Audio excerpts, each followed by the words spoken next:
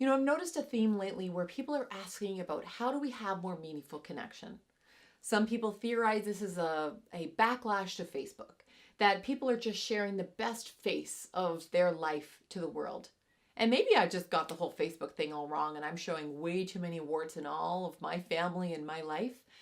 But you know what? I think actually the question at the heart of it is a good one. And that is, how do we have more meaningful connection? And it makes sense. I mean, we are a distracted society. We've got our head down, we're on our device. We're so busy now. Our attention is now the discussion about the most valuable commodity that we have today. And that we are spending so much time in our cars commuting to and from work and driving our kids to activities and just occupying our life that we're not spending the time connecting with each other. But here's the opportunity. We can engage in meaningful dialogue, that we can build these relationships very quickly, even with perfect strangers. And that for those of us who are in business, we can find connections with people that potentially could be great clients through having a different approach to having dialogue. I mean, how many times has somebody asked you, how's it going? And you just say, fine or good, and that's it. That's not really meaningful dialogue. And so let me give you a formula, and you'll probably not be surprised, for those of you who know me, that I'm going to use the acronym FROG, although I'm going to use it in a very different way from how I normally use it, with FROG being forever recognize others' greatness. FROG is your meaningful connection way of approaching conversation as well. The F stands for family and friends.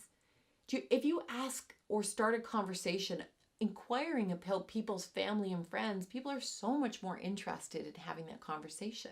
And it could just be, so, what are your kids into?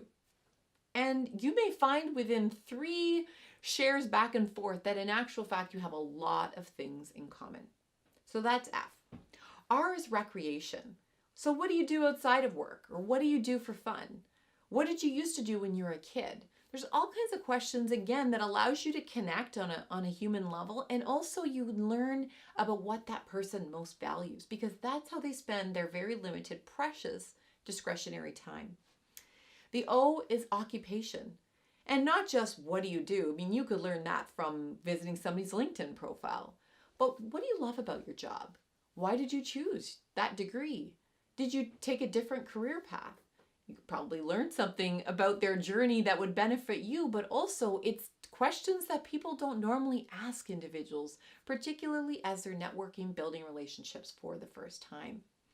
And the G is goals and passions. So, what do you think will be the most important achievement that you will have in your career? Or do you have anything on your bucket list that you want to accomplish this year? Whether somebody has a bucket list or not, they probably have heard of the concept and they can come up with something. And again, by understanding what somebody is super jazzed about, how cool would it be to have a conversation about that rather than the weather? And for those of you who live with me in Canada, we're not too interested about having conversations about the weather anymore because it's really very much the same, gray and cold. I hope that's been helpful for you in having a conversational framework that you can plant in your head the next time you go to a networking meeting, meet new colleagues, or want to have a deeper, more meaningful connection. And I'm going to give you a whole bunch of questions. If you go to my website, the Cool Stuff page, I've put together a whole bunch of questions underneath the F, the R, the O, and the G that you could put in your toolkit and pull out and effortlessly, easily practice using those strategies. What are some of your favorite questions that you ask people that allows that more meaningful, engaging conversation right away? I'd love for you to comment and share that. My name's Sarah McVanel. Be well and be great.